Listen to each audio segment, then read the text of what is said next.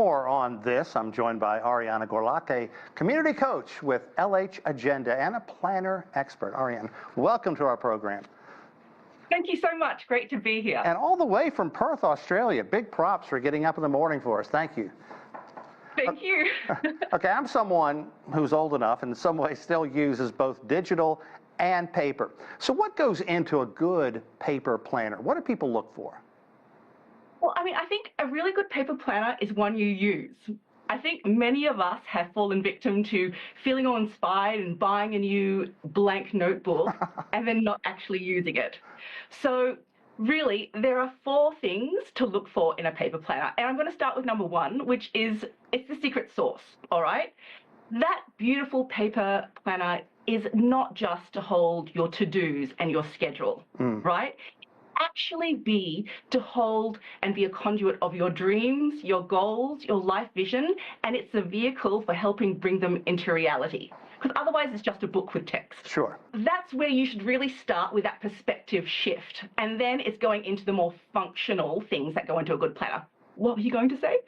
I think that just using it day in and day out, like you can start the new year with all these great intentions, but you really have to commit to it, I guess. You do. Otherwise, it's just another tool that's sitting there, not creating magic in your life. It's something that you need to get into the habit of doing, and that can take a little while. But I think when you can see it as a real powerful muscle strength adding to your toolbox of getting actions done, feeling that inspiration in your life, it becomes more than just a booklet. Yeah. So how did the pandemic reshape the organization planning subculture? I think the pandemic and forced lockdowns for many of us really meant that we weren't able to be distracted and busy anymore. We were locked in our homes, and some of us started baking sourdough. You know, in Australia, there was a big thing about bringing your bins out to the curb, dressed in costumes or ball gowns.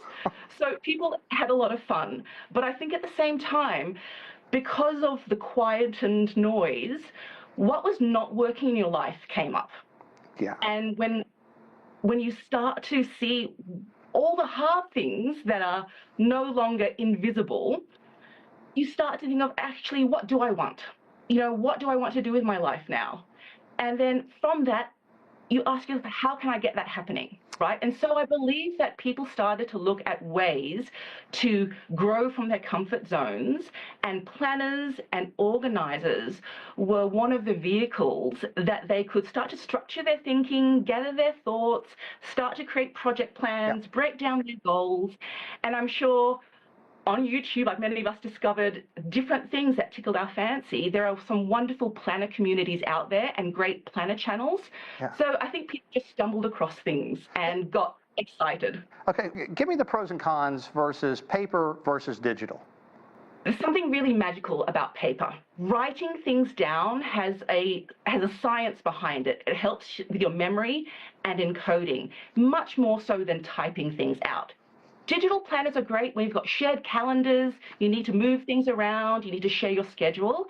But when it comes to actually intentionally living and visually seeing how parts of your life can come together, paper is really the way to go. And maybe a combination is the best way to go forward.